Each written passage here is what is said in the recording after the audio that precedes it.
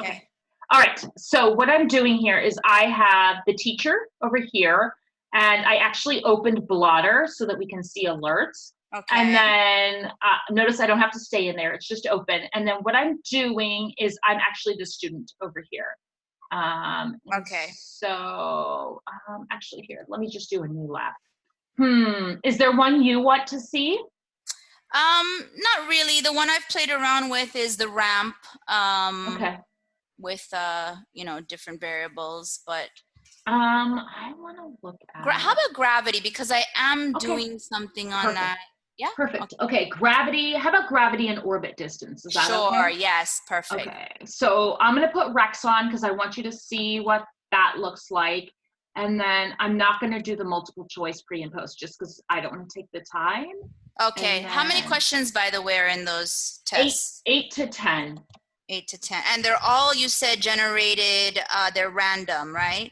They are. They're like, you don't. And like, what's the bank of questions like? You can actually look at all of them. Okay. Sorry, not that one. Details. We have a link. Okay. You can look at all of them ahead of time. Okay, perfect. And then I'll just let you in on a little secret. We went to a bunch of standardized tests. So a lot of them look the same as Massachusetts MCAS. That's a pretty famous one. And then the New York Regency test. Yes. Okay. We've used those, I believe, for practice before. Yes. And a few other ones. And so what we did is we just got ideas and then made some small changes. And honestly, I will say it because we have a graphic designer that is way better than they do. And so the pictures, I feel like, are pretty darn good. Okay. Yeah. Okay. So I'm here, and let's just say I'm going to be like a kiddo. Kiddos do this all the time. Yes. If I change the distance of orbit so it increases, then I will observe that the distance of orbit will increase. Mm-hmm. That's what they'll do. I'm like, I don't think you can test that hypothesis. Okay. And then how about if I say just randomly the mass of the gold is going to increase. I'm ready to run. Like, see, he's really positive. Like, good job. You have an independent variable. Yes. Let's look at your dependent variable. Now, let's say at this point the student contacted you and the student's like, I cannot move forward. That dinosaur is so mean. He will not let me move forward. Now you will, assuming, did I do something? You should have an alert over here. Let me see if it's registering. Yeah, it's registering. Julian Garcia is here. Maybe it's just for some reason taking some time. It should be registering. Usually it would be here by now. So maybe there's something going on with me. Yeah. But normally there would be an alert by now. I might leave that up just for a second, just so we can see when it happens. Sure. But, and then if he went crazy and he was like, amount of gold. And then he's trying to get me to tell me what a dependent variable is. And I'm not going to do any more. Because if we cause Rex to pop up 3 times for the same issue, Rex will turn off. And I do not, we did that because we didn't actually have that. We had to build it in since this whole craziness has started, because there's some kiddos who just can't handle it, right? They don't have the resiliency, they don't have the grit. And like you as a teacher, we need to make your life easier, not make it harder, right? So if they trigger the exact same problem with Rex 3 times, then it will, then it'll just go, distance of orbit increases. So then then he'll turn off, and I don't want to have that happen because I want you to see Rex throughout here. Okay. So, okay. And so now I can get in here and I can run some trials.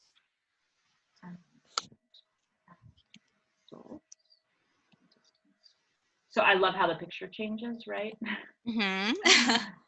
We're actually looking for the upper level students. We're just in beta testing. We're doing some research right now, but we're doing this at a higher level where they actually make a prediction about the mathematical relationship that happens here. And so I was doing some beta testing in a Zoom call with a student, a high school student yesterday that happens to be a friend of a friend. And so he agreed to do it. How cool is that? And he was saying that he really enjoyed this, which is always nice when you hear from a student that they like how that view changes. That's the best feedback. Yeah, exactly. Like, yay. And then I can switch the planet if I wait just a second. I was doing this. I can switch the planet if I want to, and run these trials, which is super fun just to see how Venus is changing. And then I can switch to Earth and see that. And the kids really enjoy, like, oh, look how I can make it farther away and do that. So it's very helpful. And then when I changed the distance of orbit so that it increased the gravity in orbit. Now, this is where kids never want to be wrong, right? Right, yes. And so they're like, oh, that supports my statement, right? Because they don't want to be wrong. And so the first thing is Rex is going to help me, like, hey, you have to choose more than one trial. And I'm like, okay. And then he's going to say, okay, like, he's trying to help me, right? Because I don't want to be wrong. So I don't want to say that the gravity in orbit, look, it actually decreased, because if you move farther out into space, if your distance is farther away, then your gravity is going to decrease as you move farther from the planet. And so I have to actually say, this does not support my hypothesis. Students should, I mean, if you have the ability to do some sort of video and let them know ahead of time, their hypothesis can be wrong. Like, as long as their independent variable is right, their dependent variable is correct, they can be wrong about the relationship and still get 100% in our system. Because we, one of the things that we looked at in research is how when students build up their skills in one area, like physical science, and then they move to another area in life science, if they've done our labs and they've learned the science practices, then their ability to learn that new content in life science happens faster. Because, and it makes sense, right? Once students have those critical thinking skills and they really understand them, then their ability to learn new content faster is built in, right? And so we want them to do that. But we actually have it so they can get 100%, even if they're saying, nope, that does not support my hypothesis. And then they can say, I'm done with my analysis, and move here to their claim. And then what's happening is, meanwhile, over here, refresh. My reports. And then let me tell somebody over here.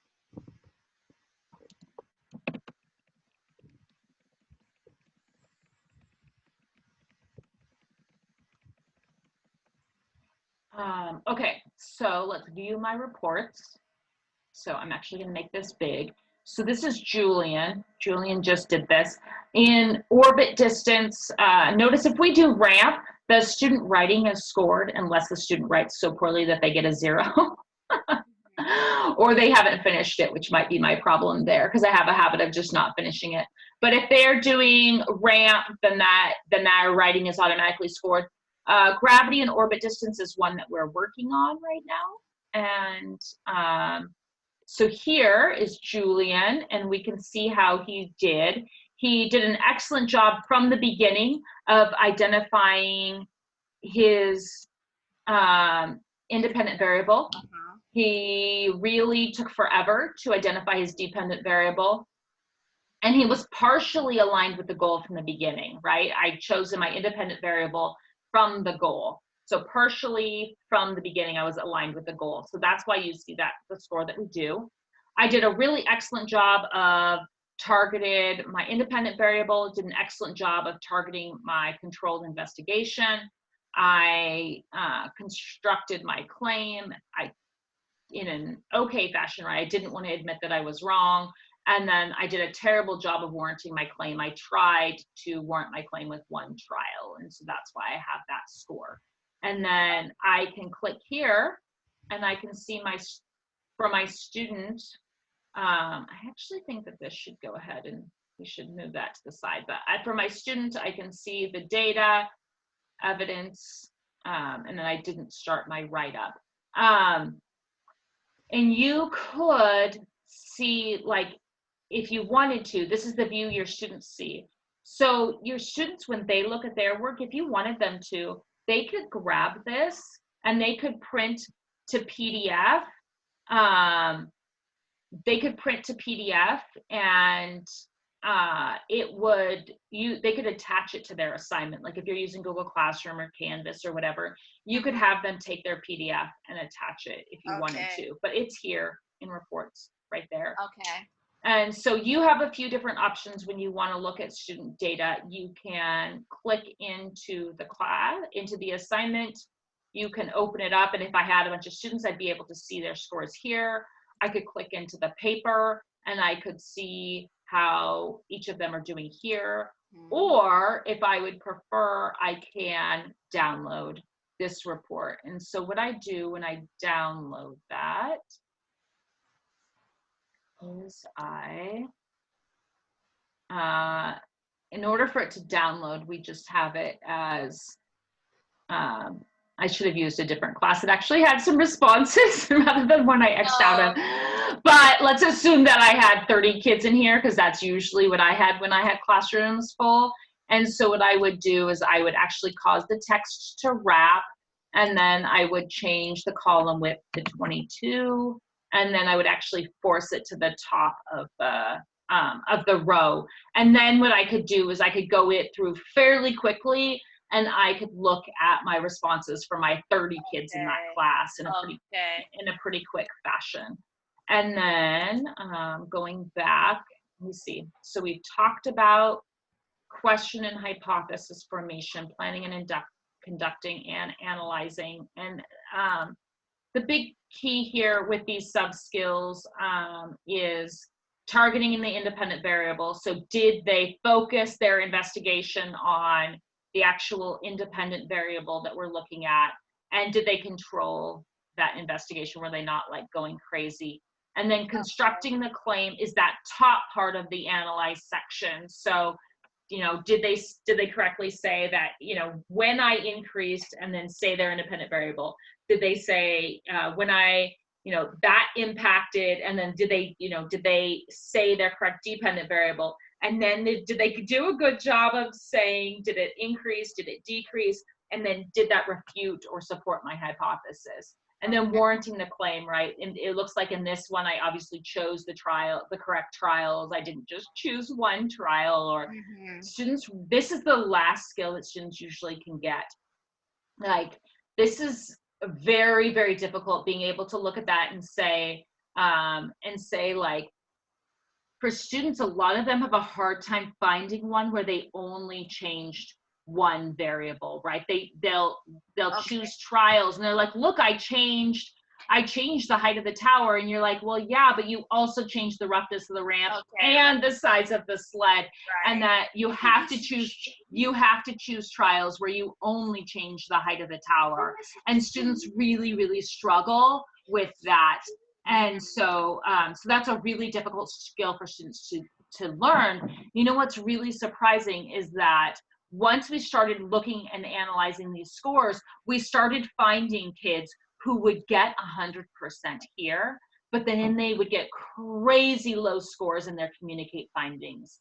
And what we ended up finding is that these kids these are like your super science genius who can't write, right? Like, they have a deep understanding of the science at a level that most people don't have. But if you're only looking at their writing, then then you would never know that they really, really have a deep understanding of the science. They're actually really intelligent when it comes to that, but they just really struggle with the writing. And then we found that there's another 25% who write very, very, very well, but they are terrible at the actual science. And what we ended up finding out is by watching them is that, because we do, under normal circumstances, we do quite a bit of research where we just sit in the back of the classroom under our research grant and we just sit and watch. And what we ended up finding is that these are the kiddos, let's say they had 100 right here. Those are the kiddos that when we're watching them, before they start writing, they're watching and listening to a bunch of other kids and like asking questions and listening. And then they'll just write it down. Like they're really, really good at parroting. Okay. Or they'll ask the teacher questions and they're really, really excellent at writing, but they have absolutely no idea. Yes. Yeah. And so it was really interesting as we got deep into the research that 50% of the kids completely aligned.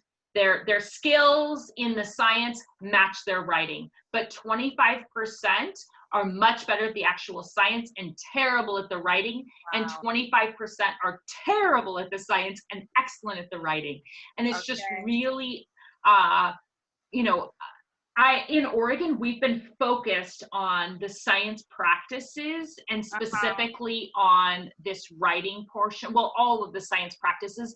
And as a state, we've been requiring work samples of students and scoring those work samples for all of the science practices since 2003. Mm-hmm. And so that's a lot of years. I scored for the state. I scored student work samples and helped in working with those standards. And then, so we've been doing it for a long time. And I never made that correlation until I left the classroom and I was working with Inq-ITS and we were doing this research in the classroom, and it's like, oh my goodness. Like I never had made that correlation. Yeah. Like being able to see that. Now, do the students see their report like that as well? They do. So let me X out of this. So I am the kiddo here. And so I'm done.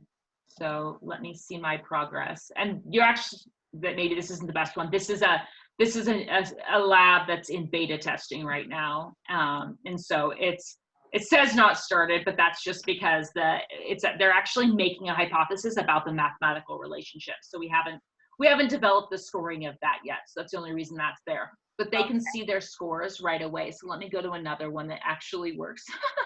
It's not in beta testing. So advanced RAMP, this is what you see. The student sees they have one, that's how they did in hypothesizing, collecting data, analyzing, and explaining their findings. And so this is the point where I let my students see their work, print this as a PDF, and then they can grab that, they can see that, and then you, let me see, when we first clicked into reports, you can see your rubrics. So your claim evidence reasoning, students, I always shared this with my students, but the students can say, hey, looking back at my claim and scoring my claim, this is what I should have said. And, looking back at my evidence, this is what I should have said, and reasoning as well. And then they can do that same thing. I called it hypothesis, data, and analysis rubric. And these are they can look back and they can see this information and they could say how they should improve for each of those. And, personally, I think that that's when the best learning happens, right? Is when they're doing that reflection. Yes. And then this might be a little bit confusing for students, but that analyzing section is actually broken up into two, because that claim that they have to write up above that, where they have to say this supports or refutes my hypothesis, that initial part is really difficult for them. So that one's actually broken up into here. And then the ability to warrant their claims or choose the correct trials to support their claim, that's another very difficult skill. So that's, even though in our system this is all scored as 1, we break it up in the rubric as 2 because they're really, really difficult. And as you can see, there's quite a bit of writing for each of them. So there was no way for us to push those into 1. They're broken out. And these are two different science practices in any case. Like if you're actually following NGSS, these are two different. Or you're in Florida, and all of a sudden I'm forgetting the term that Florida uses. You're gonna have to tell me not the content of science, the process of science. What's the term that Florida uses for these processes that students need to do in science? Oh my gosh, I don't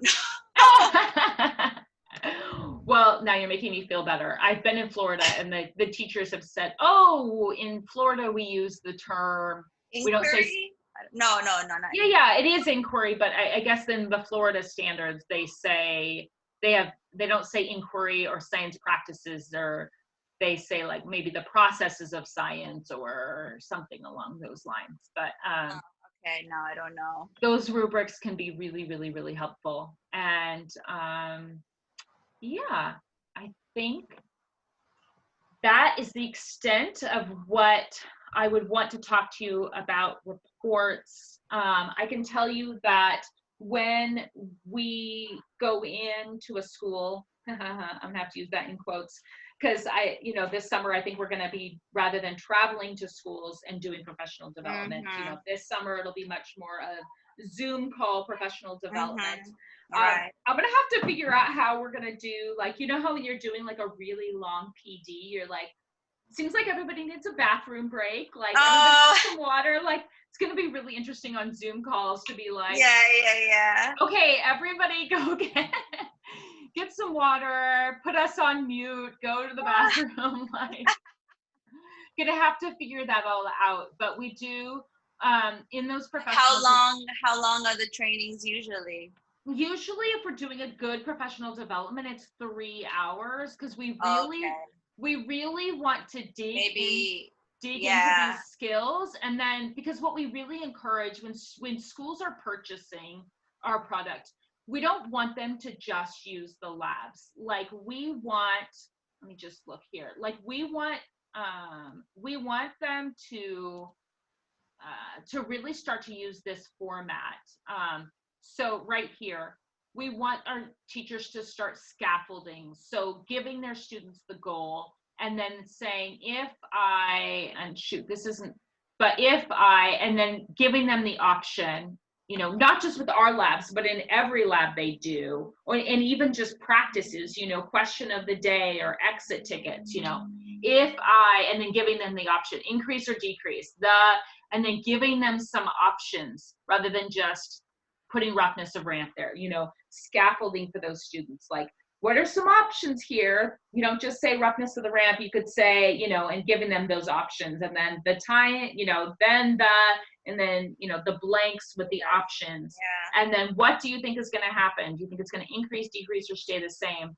And just that scaffolding, particularly I spent the majority of my career in a school district with no, I almost said no native English speakers. That's not true. There were some, but with a vast majority were English language learners, and a lot of poverty. So lots and lots of students on IEPs. And for those students, having scaffolding there, and I guess a better option would be if I was able to show one that is here, hopefully here. Yes, no. Okay, I'm just gonna get to the next one just really quickly so that I can show what I mean. So hopefully our students don't do that. Right.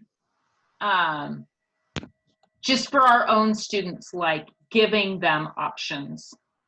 And so we're providing that scaffolding in all of the labs that we're doing, so that students are choosing things from some scaffolded choices. So, regardless of whether they're doing an Inq-ITS lab or a hands-on lab, we want to provide them that opportunity. And we have a number of even high school, 9th grade physical science teachers that have used our program for the last 5 years. And that's how they do their labs, is they provide that additional scaffolding.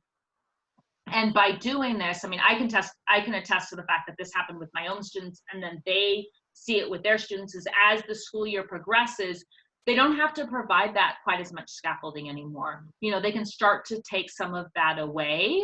So they can start out with, okay, here are all of the choices, right? And then they can start to, you know, as the year goes on, they could take away so that it increases, decreases, and they could just put it as a line there, you know, and then the students can do better. Like at the beginning of the year, I had to do big green arrows up for increases, big red arrows down for decreases. Okay. Because my students needed that level of scaffolding at the beginning of the year, but then they do enough of these labs and it becomes habit to where even IEP students, I had multiple IEP ELD students, so students who really, you know, have the cards stacked against them, but towards the end of the year, they've done 8 of these labs and they're creating their own labs from scratch. And they're saying, and I'm hearing conversations between, you know, 2 of the quietest, sweetest girls you've ever known. I mean, girls who missed a lot of school because they had to stay home and translate for their parents. If, you know, like a younger sister was sick and they had to go to the doctor,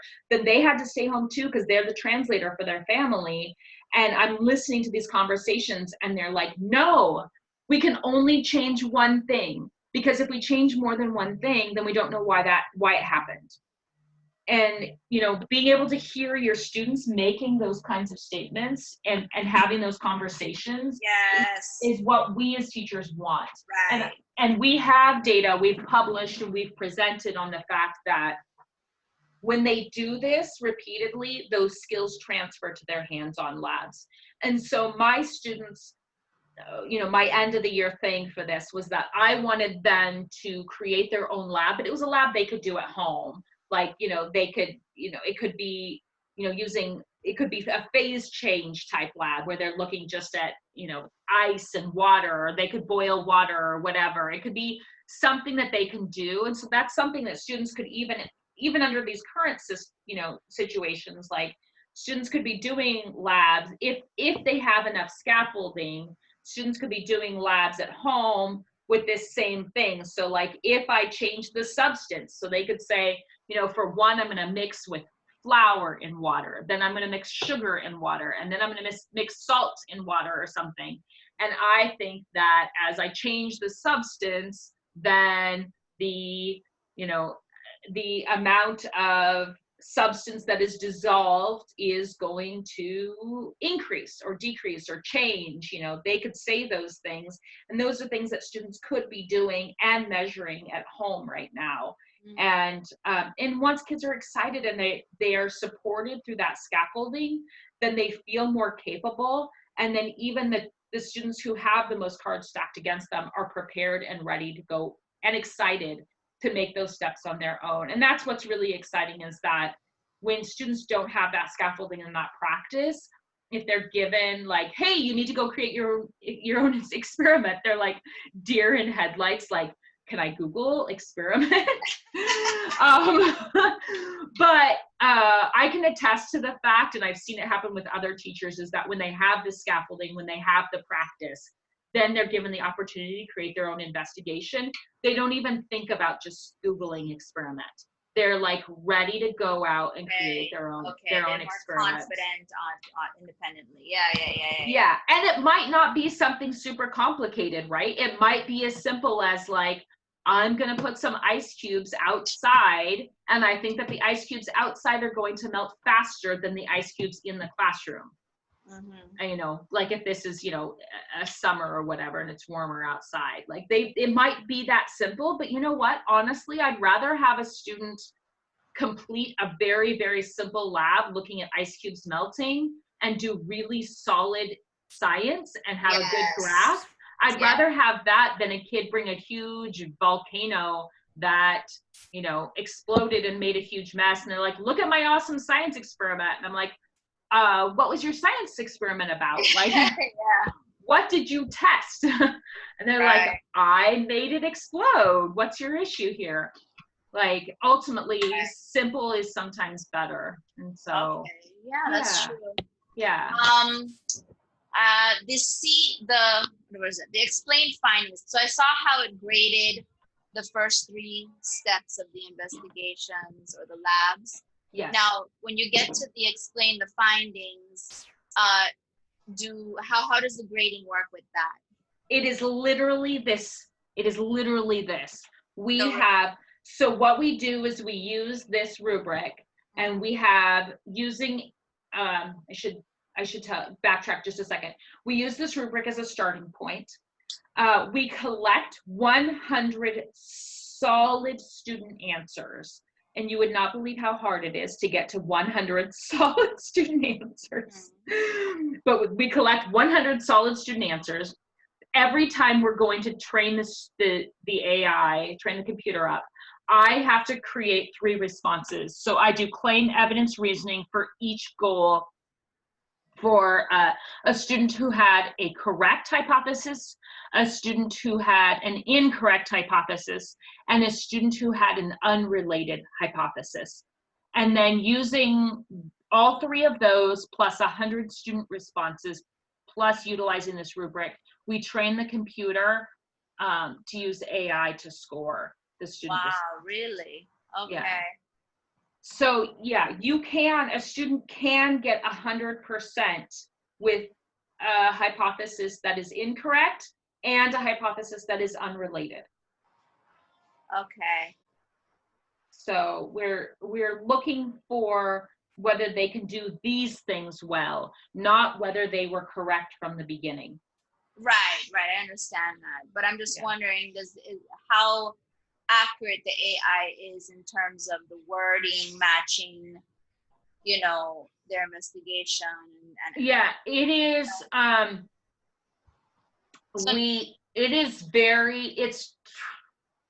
it's true to a human score 94% of the time, which to give you some comparison, the ACT writing section is true to a human score 69 to 71% of the time. And that should really frighten everyone if the ACT is being used to decide whether you can get into college or not, and it's only that accurate.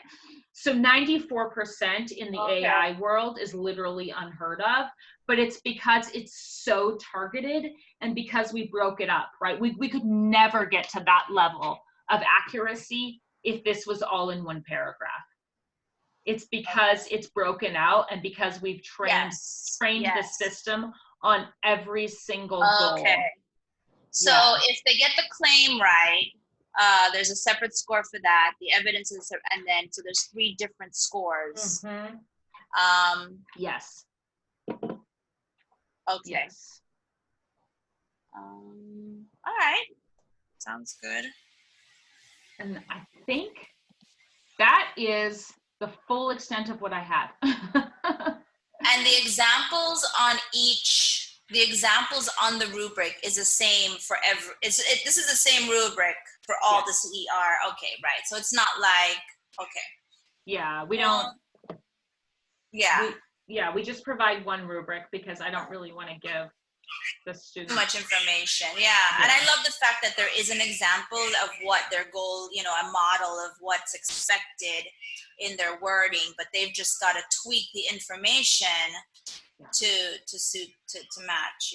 Yeah. It's funny because I feel like when I was in school, I feel like the answer, it was kind of like the perspective was, here's your question, you figure it out. And it's like, well, I have more questions before I know what to do. And the teacher's responses were like, well, if you're smart, you can figure out what I want from you based on the question I just asked you. Whereas I feel like things have evolved for the better. That we realize that if we want our students to have true learning and we want our students to grow, we need to provide them examples. Right. And be very clear about what we're expecting if we want our students to learn and do well. And I'm going to say that I think that that's wonderful. Yeah, no, definitely. Yeah. So, if there's anything you need from me, please feel free to reach out. What's your email again? Or do I have it in my inbox? You probably have it in your inbox. Okay. All right. I wasn't sure if it was a general Inq-ITS, like, okay. Yeah, it's to be perfectly honest, it's charity@apprentice.com, which is Apprentice is the company and Inq-ITS is our primary product. I can tell you that we all have dreams and fantasies of having Inq-ITS, which would be Engitts, because it'd be for engineering, and we'd have a bunch of labs that are engineering standards. Yeah. That's like our dream, is that we would have 2 products under our company, Apprentice. But you know, sometimes dreams take time. They don't happen. Definitely. They don't happen instantaneously.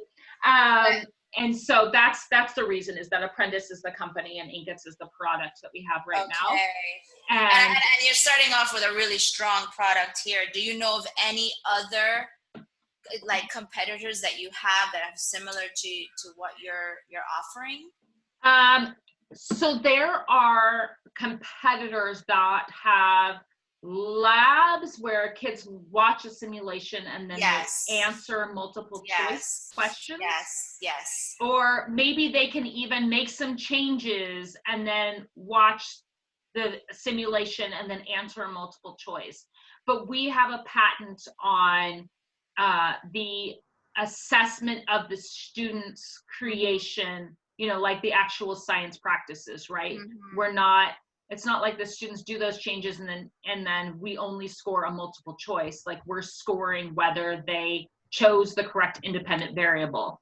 And we have a patent on that technology. Okay, and cool. So yeah, that is protected under the patent. And how long has this platform been around or been used in school? So they started their research in 2007 and started that research using like an after-school program in Worcester, Massachusetts.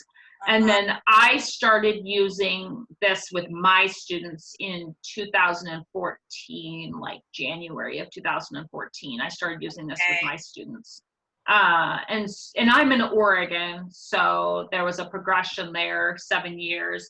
And when I started using it, like, it was practically like this interface did not exist. When I started using it, it was more like almost like using like an old green screen computer, like I saw when I was like a little kid, like a little green, like a little dark screen. Oh, okay, yes. Yeah. That's almost what it was like when I started using it. It was very like, oh my goodness. But yeah, we've done a lot since 2014, thankfully, and we continue to make improvements. Like, I mean, literally today is the first day that that this document is available here. It used to be that you have to click into the student to be able to see the documents. Wow, yeah, but we thing makes such a big difference, right? It does. And teachers were like, I need it right here. And we were like, okay, enough teachers have said that we need to move it right here. And that's the big thing is that we're just starting out, like since 2007, but we're not a super huge company at all. We're not like a Pearson or something, right? We're not a super huge company. There's not very many of us. We've been grant focused and research focused. And so when we make changes, when we make updates, it's because our teachers have said, this is what I need. Okay. And we prioritize what we do based on what our teachers say. Okay. Let me ask you. Okay, so our school is really data driven. Okay. Yes. Our administrators all about data. Do you have like data to show how this has improved test scores? We do. We have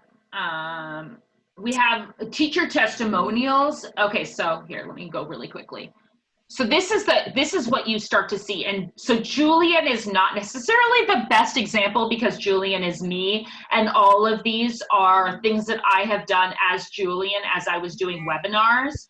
But I can tell you that when these were my students, what you would see is you would see orange, and Mhm. then you would start to see some, generally hypothesizing is where you start to see some light blue. Hypothesizing is the easiest skill for students to learn. And then you start to see some light blue in collecting data. And then it's usually still orange. And then you start to see some dark blue, and you start to see some dark blue. And let me just be really honest, these two areas are the hardest. Absolutely right. And so it could be until 4, 5, 6 labs before you start to see light blue and then dark blue in these Okay. areas. But it really is like orange, more light blue.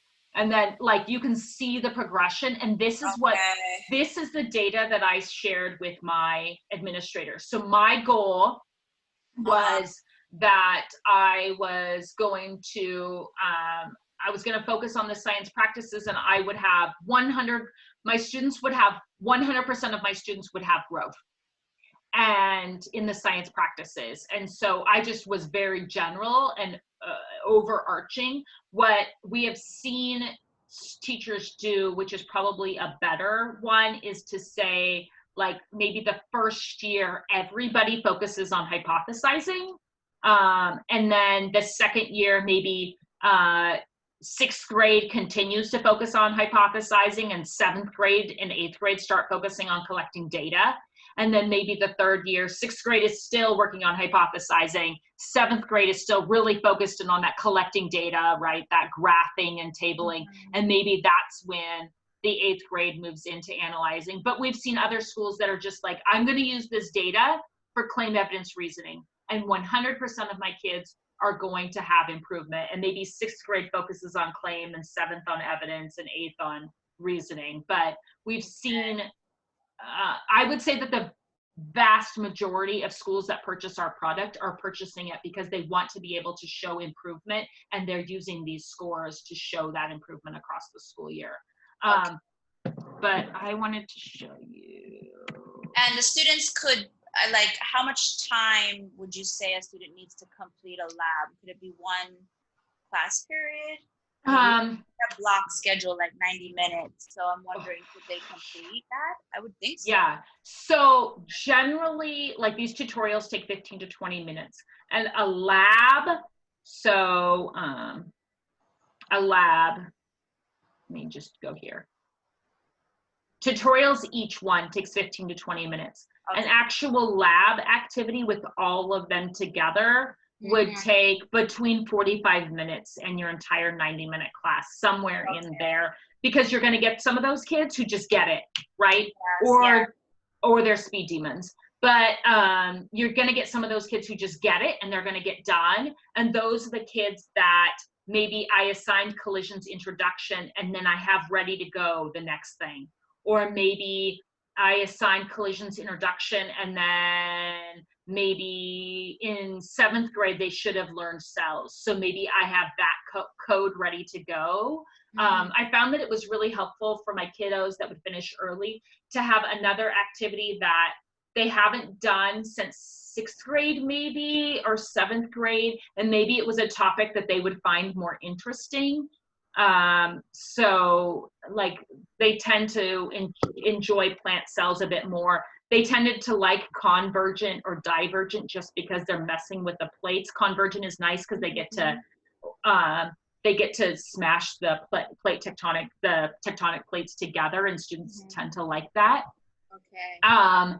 And so it was good for me to have a backup lab for them to do that they would want to do anyway. But then, you know, a good portion of the students will take a longer period of time because they just can't finish that quickly. It's the writing. The writing is what really takes them some time. But then what I would do quite frequently is I would assign, let's just say, I would assign here. I would have us do this first part, and then I would have us stop, and I would tell them, okay, you're going to go in, and I would go over the introduction together. I would say, okay, now you're going to do the pre-test, and you're going to do the first goal. As soon as you're done writing that claim evidence and reasoning, I do not want you to start on the hypothesis of the new lab. I want you to stop, and I want you to go, you know, whatever, right? I'd have some other task I wanted them to do. And then I would tell them, okay, you're going to come back and you're going to, you know, maybe 2 days later or the week later or whatever. I'd say, okay, come into class, get started right away. You know, this is your opening task. Get started on this next one, which should appear as this in your system. And I would have them get started. And then Okay. a few days later, I would have them come into class and get started on this final one and complete the post. And then they were done. The reason that I broke this up into multiple days is because I found that if my students wrote that claim evidence reasoning 3 times in one class period, by the time they got to that 3rd goal, their answers were crap. And I'm sorry. Okay. I'm sorry. Like, and if I had them do it in one day, the majority of my students scored worse on the post test than they did on the pre-test. Okay. So I started breaking it up. Now, hopefully by the start of the new school year, we will have the ability for you to choose which of these goals you want to assign, and you can break it up on your own according to which order you want. We've heard from teachers, because I'm not the only one who has said, I really wish that I didn't have to just tell them to stop, that I could actually just assign it as one and make them stop. Because, you know, enough teachers like me have said it's just really hard to get that into students' head. Hey, I said stop, really stop. And so hopefully that will be live. I think it would have been live already if we hadn't. Things have been crazy. And so that had to get pushed back. And so our hope is to get that done by the end of the summer and have that live for the new school year. And then you could choose, because writing claim evidence and reasoning 3 separate times is really rough on students. Right. Yeah. Okay. So, yeah. And then for pricing, should I